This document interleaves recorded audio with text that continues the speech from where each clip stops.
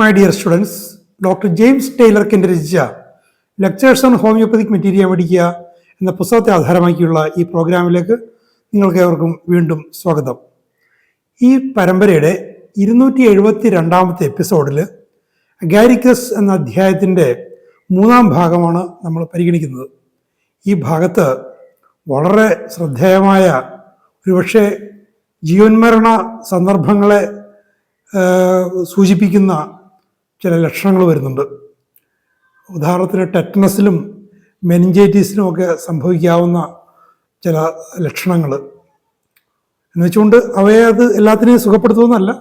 ലക്ഷണങ്ങളുടെ totality അനുകൂലമാണെങ്കിൽ അത്തരം കേസുകളെ ഈ ഔഷധം സുഖപ്പെടുത്തും. അതുപോലെ മലശോധനയുമായും മൂത്രവിസർജനവുമായും ബന്ധപ്പെട്ടുള്ള വളരെ പ്രയാസമേറിയ ചില പ്രശ്നങ്ങൾ, മുലയൂട്ടുന്ന അമ്മമാരെ സംബന്ധിച്ച ചില പ്രശ്നങ്ങൾ, ടൈഫോയിഡ് തുടങ്ങിയ ടൈഫോയിഡിന് തന്നെ മോശമായ ചില അവസ്ഥകളുമായിട്ട് ബന്ധപ്പെട്ട പ്രശ്നങ്ങളൊക്കെ ഈ ഭാഗത്ത് കെന്റ് വിശദീകരിക്കുന്നുണ്ട്.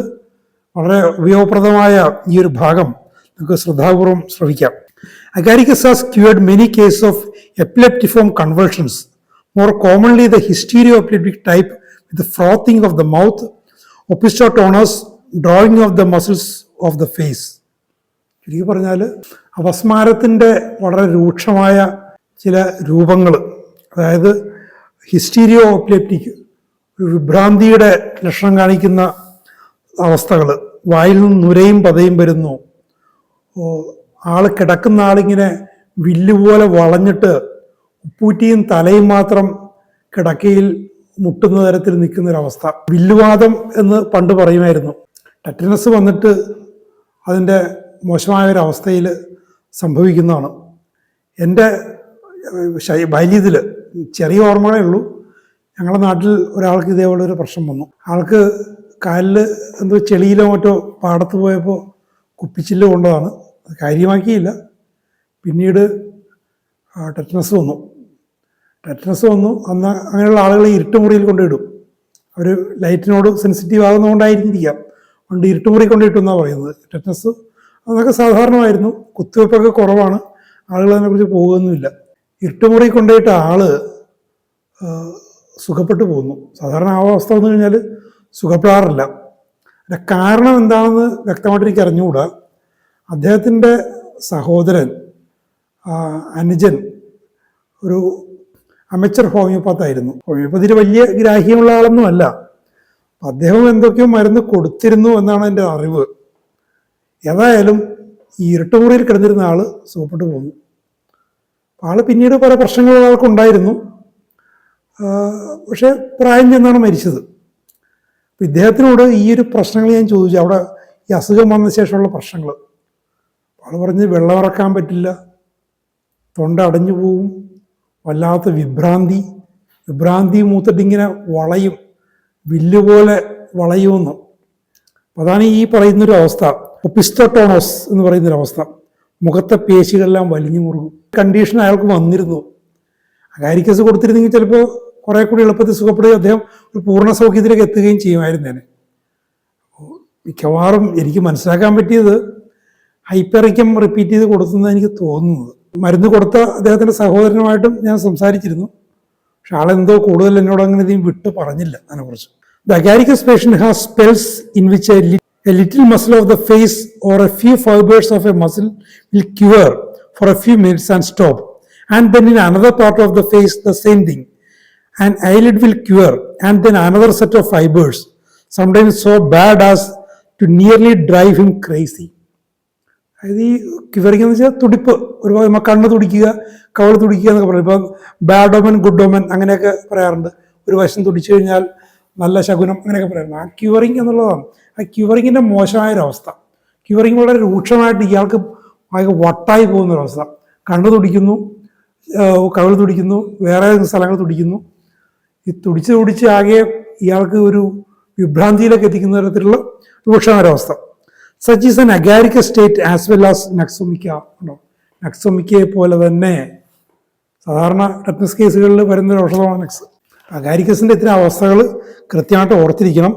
ഇന്നത്തെ കാലഘട്ടത്തിൽ ഇത്തരം കേസുകൾ വരാൻ സാധ്യത കുറവാണെങ്കിൽ പോലും വന്ന് കിട്ടിയാൽ ചിലപ്പോൾ ഹോസ്പിറ്റലിൽ കിടന്ന് രക്ഷയില്ല എന്ന് പറയുന്നൊരവസ്ഥയിൽ അറിയാവുന്ന ഹോമിയോപ്പതിയെക്കുറിച്ച് അറിയാവുന്ന ആരെങ്കിലും കൊണ്ട് തേടി വരും.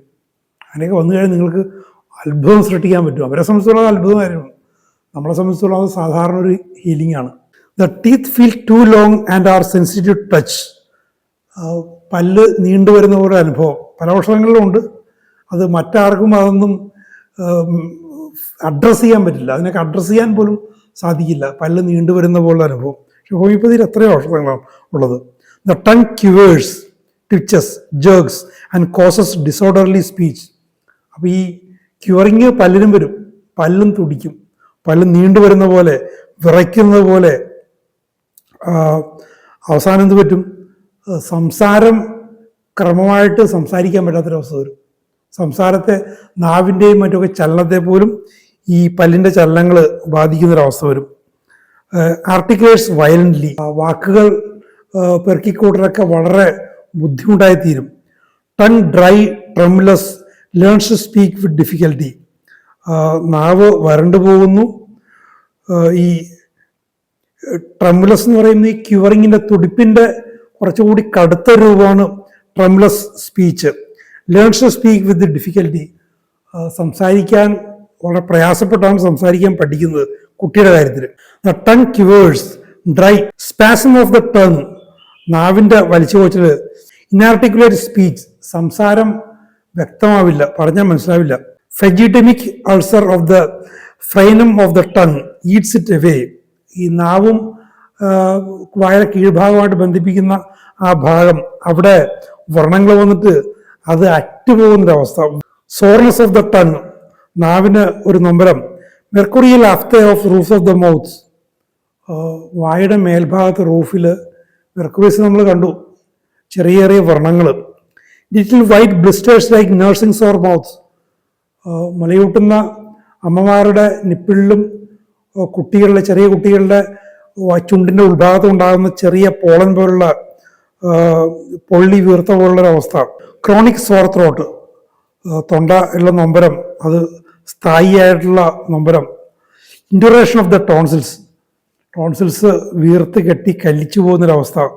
ബേണിംഗ് തേഴ്സ്റ്റ്, റൈവിനസ് അപ്പിറ്റൈറ്റ്, പൊള്ളുന്ന പോലുള്ള ദാഹം, വല്ലാത്ത വിശപ്പ്. Knowing in stomach as if from ഹങ്ങർ. ഈ വിശപ്പ് മൂത്തിട്ട് വയറിങ്ങനെ വലിച്ചു കോച്ച്, വയറ് കാളുക, വയറ് വലിച്ചു കോച്ചു എന്ന് പറയില്ലേ, വേർത്ത് വിശന്നിട്ട്. വിത്തൗട്ട് ഡിസയർ ഫോർ ഫുഡ്, പക്ഷെ ആഹാരം കഴിക്കാനുള്ള ആഗ്രഹമില്ല. ഭയങ്കരമായിട്ട് വിശപ്പ് തോന്നുന്നു, പക്ഷെ ആഹാരം കഴിക്കാൻ പറ്റുന്നില്ല. Flatus, distressing, belching, great tympanites, rumbling, turmoil in abdomen, offensive flatus, rumbling and gurgling in belly. വയറിൽ എല്ലാത്തരം പ്രശ്നങ്ങളുണ്ട്. വായു വന്ന് നിറയുന്നു, പൊടിച്ചു തകർത്തുന്നു, ഏമ്പക്കം വരുന്നു, വീർത്ത് കെട്ടിയിരിക്കുന്നു, വയറ് കിടന്ന് ഇരമ്പുന്നു. ടൗമോയിൽ അബ്ഡമൻ, അടിവയറ്റിലാകെ കോളിളക്കമാണ്. ഒഫൻസീവ് ഫ്ലാറ്റസ്, ദുർഗന്ധമുള്ള കീഴ്വായു, വയറിലാകെപ്പാടെ പ്രശ്നങ്ങൾ. എവറിത്തിങ് ഫെർമെൻസ്, കഴിച്ചതെല്ലാം വയറ്റിൽ കിടന്ന് പുളിക്കും, ദഹിക്കുകയല്ല, പുളിച്ച് അത് അസിഡിക്കായിട്ട് മാറുന്നു, അല്ലെങ്കിൽ ആൽക്കഹോളിക്കായിട്ട് മാറുന്നു. റംബ്ലിംഗ് ആൻഡ് ലൗഡ് റോളിംഗ്, ഇരമ്പം പുറത്ത് കേൾക്കാൻ വയറിലെ. പിഞ്ചിങ് കോളിക്, വല്ലാതെയുള്ള വേദന. ഹൊറിബിളി ഫെറ്റഡ് ഡിസ്ചാർജ്, വയറ്റിൽ നിന്നുള്ള ഡിസ്ചാർജ്, മലശോധന, വല്ലാത്ത ദുർഗന്ധം, അസാധാരണ ദുർഗന്ധം. Tympanitic condition marked in typhoid, low type of typhoid, വല്ലാത്ത മോശമായ ടൈഫോയിഡിൻ്റെ അവസ്ഥകൾ ഉണ്ടാകുന്ന, വയറ് വീർത്ത് കെട്ടിയിരിക്കുന്നൊരവസ്ഥ, വയറിലൊക്കെ വ്രണങ്ങളും വീക്കമൊക്കെ ആയി കഴിഞ്ഞു. ട്രംബ്ലിംഗ് ആൻഡ് ജേർക്കിംഗ് ഓഫ് മസിൽസ്, പേശികളിൽ വലിച്ചു കോച്ചൽ, വിറയൽ. പാരലിറ്റിക് വീക്ക്നെസ്, ആകെ തളർവാദം പിടിച്ച് തളർന്നു പോയൊരവസ്ഥ. അമീസിയേഷൻ, ആൾ ശോഷിക്കുന്നു. മെൻ്റൽ സിംറ്റംസ്, മാനസിക ലക്ഷണങ്ങൾ. ടൈഫോയിഡുമായിട്ട് ബന്ധപ്പെട്ടുള്ള മാനസിക ലക്ഷണങ്ങൾ നമ്മൾ പലപ്പോഴും കണ്ടിട്ടുള്ളതാണ്, അതിവിടെ വരുന്നു. ഗാരിക്കസ് അത് കവർ ചെയ്യും. മോർണിംഗ് ഡയറിയ, പ്രഭാതത്തിൽ വയറിളക്കം. Great deal of hot flatus, വല്ലാതെ ചൂടുള്ള കീഴ്വായു പോകുന്നു. അലോ ബ്രാക്കറ്റിൽ കൊടുത്തിട്ടുണ്ട്, അലോയുമായിട്ട് സാധർമ്യമുണ്ട്. പ്രഭാതത്തിലെ വയറിളക്കം നിരവധി പേരെ, അതിരാവിലേക്ക് എഴുന്നേറ്റ് ജോലിക്ക് പോകുന്ന നിരവധി പേരെ ബുദ്ധിമുട്ടിക്കുന്ന കേസാണ്. അടുത്തിടയ്ക്ക് എൻ്റെ സുഹൃത്ത് വന്നിട്ട് ഞാൻ എൻ്റെ മറ്റൊരു സുഹൃത്തായൊരു ഹോമിയോപ്പാത്തിൻ്റെ അടുത്ത് പറഞ്ഞു വിട്ടായിരുന്നു. അതുകൊണ്ട് ആൾക്ക് വളരെ ആശ്വാസം ഉണ്ടായി. With burning in the rectum, രക്തത്തില് പൊള്ളല്, സോഫ്റ്റ് സ്റ്റൂൾ, മൃദുവായ മലം, ഗ്രേറ്റ് ടെനസ്മസ്. പക്ഷെ വയറ്റിന്ന് പോയാലും പോയി തീർന്നില്ല എന്നുള്ള വല്ലാത്ത ശങ്ക. ഏർജിങ് ടു സ്റ്റൂൾ വയലൻസ്, വയറ്റിന്ന് പോകുന്ന ചിന്ത വളരെ രൂക്ഷമാണ്. Involuntary strain before, during and after stool, മലം പോയതിനു ശേഷവും പോകുന്നതിന് മുൻപും പോകുന്ന സമയത്തുമൊക്കെ വല്ലാത്ത സ്ട്രെയിനിങ്, വല്ലാതെ പരിശ്രമിച്ചിട്ട് ക്ലേശിച്ചാണ് പോകുന്നത്.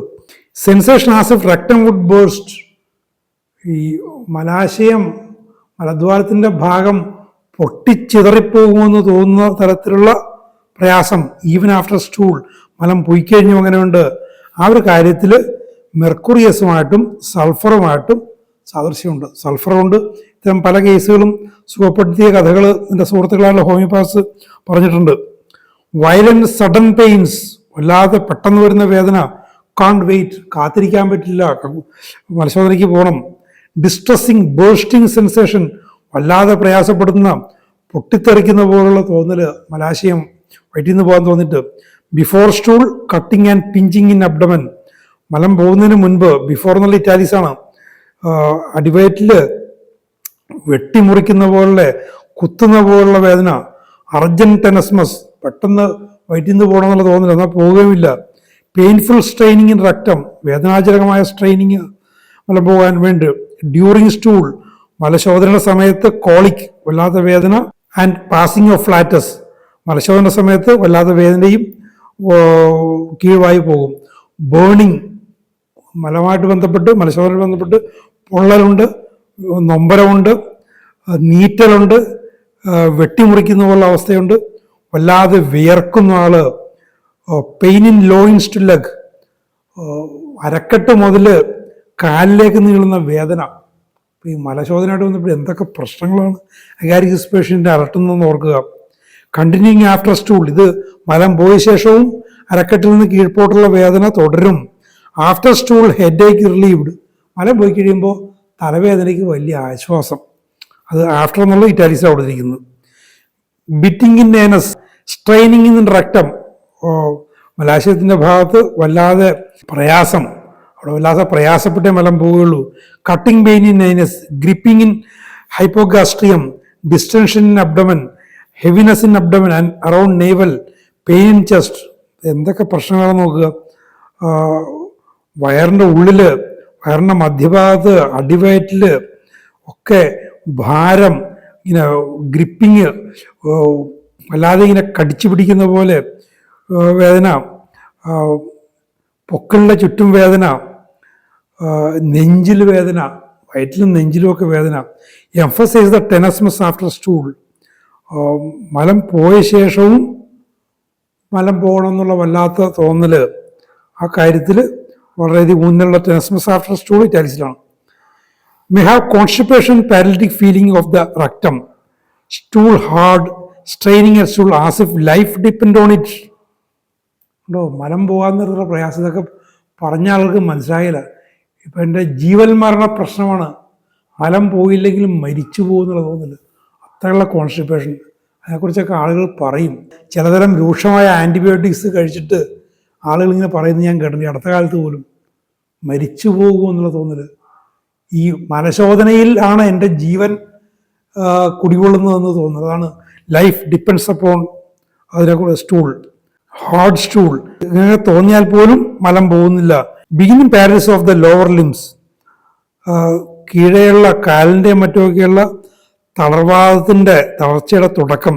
വിത്ത് twitching of the muscles and burning spine, പേശികളിൽ വലിച്ചു പോച്ചില്, നട്ടലില് സുഷ്മനാ നാഡിയിൽ പൊള്ളല്. In one case after straining had been given up as unsuccessful would passes to involuntary. അപ്പോൾ മലം പോകാനുള്ള സ്ട്രെയിൻ, പ്രയാസം കടുത്ത് ഒരുപാട് പരിശ്രമിച്ച് അവസാനം അത് ഉപേക്ഷിച്ചു. മലം പോവില്ല എന്ന് ഉറപ്പിച്ചു. അങ്ങനെ പോവില്ല എന്ന് ഉറപ്പിച്ച അവസ്ഥയിൽ അറിയാതെ മലം പോകുന്നൊരവസ്ഥ, അങ്ങനത്തെ ഒരു case. This symptom only was known in argent nitricum. ഇത് അർജന്റ് നൈട്രിക്കത്തിൽ മാത്രം കേട്ടുകേൾവി ഉണ്ടായിരുന്നൊരു സംഭവമാണ്. വല്ലാതെ സ്ട്രെയിൻ ചെയ്തു, ഇത് നടക്കില്ല എന്ന് കണ്ട് ഉപേക്ഷിച്ചു. ഉപേക്ഷിച്ച് കഴിഞ്ഞ് അറിയാതെ മലം പോയി. അപ്പം ഇത് അർജന്റ് നൈട്രിക് ആസിഡിൽ കണ്ടിരുന്നതാണ്, അഗാരിക്കസിലും കണ്ടു. അഗാരിക്കസിലും ഈ ഒരു അനുഭവം ഉണ്ടായി. സ്റ്റൂൾ ആൻഡ് യൂറിൻ, സ്റ്റൂൾ മാത്രമല്ല യൂറിനും പോവും. Desire to urinate as urgent as desire for stool. മലം പോകാനുള്ള ഒരു അർജൻസി, അടിയന്തരാവസ്ഥ പോലെ തന്നെ മൂത്രം പോകാനും. ഡ്രിബ്ലിംഗ് ഓഫ് യൂറിൻ, മൂത്രം ഇറ്റിറ്റ് പോകുന്നു. ഞാനൊരു പെക്യുലർ ഫീച്ചർ പറയുകയാണ്. A peculiar feature of this remedy is that urine feels cold on passing.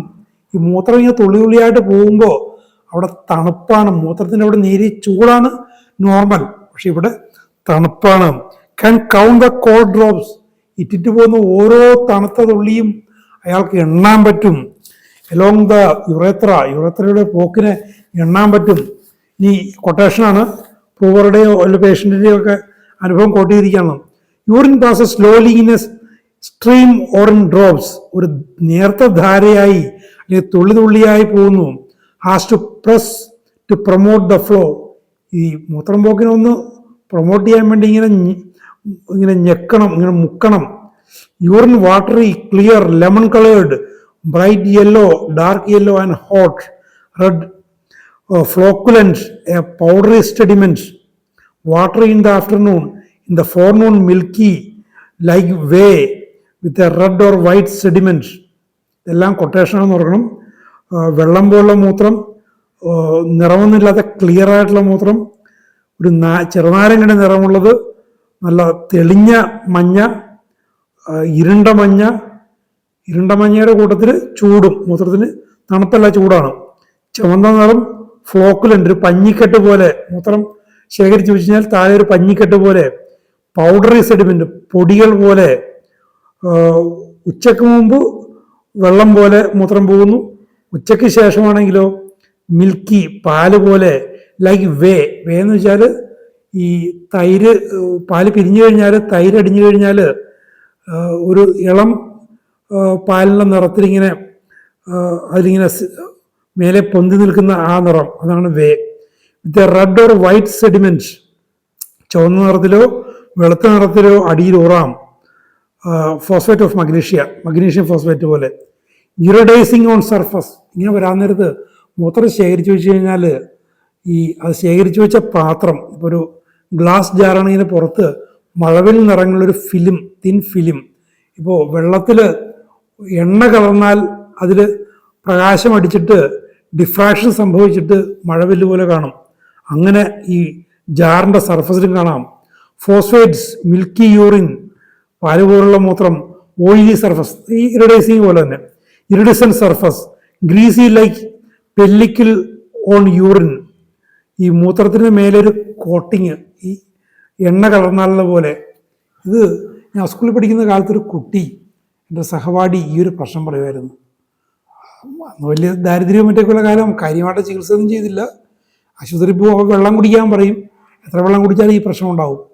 പിന്നീട് ഹോമിയോപ്പതിയുമായിട്ട് പരിചയപ്പെട്ട ശേഷം ഞാൻ ഇയാളെ അന്വേഷിച്ച് പോയി, ഒത്തിരി അന്വേഷിച്ച് നടന്നു, പക്ഷെ കണ്ടുകിട്ടിയില്ല.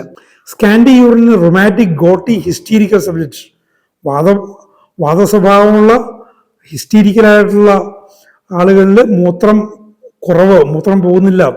Persons cold feeble, pale, going in to phthisis, തണുത്ത് ശോഷിച്ച് വിളറി ക്ഷയരോഗത്തിലേക്ക് പോവുകയാണെന്ന് തോന്നുന്ന തരത്തിലുള്ള അവസ്ഥയുള്ള ആളുകൾ. Urine become scanty and headache comes on. അങ്ങനെയുള്ള ആളുകളിൽ മൂത്രത്തിൻ്റെ അളവ് കുറയുന്നു, അപ്പോഴേക്കും തലവേദന വരുന്നു. Goes many days and is constipated and headaches relieved by stool. മലബന്ധം വന്നിട്ട് നിരവധി ദിവസങ്ങൾ മലം പോകുന്നില്ല, അപ്പോൾ തലവേദന വരുന്നു. വയറ്റിൽ നിന്ന് പോയി കഴിഞ്ഞാൽ തലവേദനയ്ക്ക് ശമനം. In fluoric acid, if he does not attend to the desire to urinate, a headache comes on. ഇനി മൂത്രം പോകാതെ വന്നിട്ട് തലവേദന വരുന്ന കേസാണെങ്കിൽ fluoric acid. Transformation takes place. The milk ceases in 1 day, but congestion of the brain or spine comes on. ഇനി മുലയൂട്ടുന്ന അമ്മമാരിൽ പാല് ഇല്ലാതാവുന്നൊരു ദിവസം, ഒരു ദിവസം പെട്ടെന്ന് പാലില്ലാതാവുന്നു. എന്നിട്ട് എന്താ സംഭവിക്കുന്നത്? തലച്ചോറിൽ കഞ്ചഷൻ, സ്പൈനിൽ കഞ്ചഷൻ വരുന്നു, അതിൻ്റേതായിട്ടുള്ള പ്രശ്നങ്ങൾ വരുന്നു. Metastasis, especially if milk ceases and complaints come on. അപ്പോൾ മുലപ്പാല് നിലച്ചു പോയിട്ട് മറ്റു പല ഭാഗങ്ങളിൽ പ്രശ്നം വരുന്നു, അവസ്ഥാന്തരം വരുന്നു. അങ്ങനത്തെ അവസ്ഥയിൽ തലച്ചോറിൽ പ്രശ്നം വരുന്നു, മറ്റു പല പ്രശ്നങ്ങൾ വരുന്നു. അങ്ങനത്തെ അവസ്ഥയിൽ ഈ ഔഷധം അഗാരിക്കസ് ഉപകരിക്കും. വളരെ വിചിത്രമെന്നോ അവർക്ക് ഉത്തരം കണ്ടെത്താനാവാത്ത പ്രശ്നങ്ങളെന്നൊക്കെ പറയുന്ന എത്ര പ്രശ്നങ്ങളാണ് നമ്മുടെ ഈ ഔഷധങ്ങൾ കൊണ്ട് സുഖപ്പെടുന്നത്. അഗാരിക്കസിനെ പോലുള്ള ഔഷധങ്ങൾ ശരിക്കും പഠിച്ചു കഴിഞ്ഞാൽ റൂട്ടീൻ പ്രാക്ടീസൊക്കെ മാറ്റി കൃത്യമായിട്ടുള്ള ഔഷധം കൊടുക്കാനും അത്ഭുതകരമായ രോഗശാന്തികൾ നൽകാനും നമുക്ക് സാധിക്കും. നമുക്ക് ഇതിൻ്റെ മറ്റ് ഇതേപോലുള്ള വിലപ്പെട്ട അറിവുകൾ ഇനിയുണ്ട്. അടുത്ത എപ്പിസോഡ് നമുക്ക് കേൾക്കാം. Thank you very much for watching.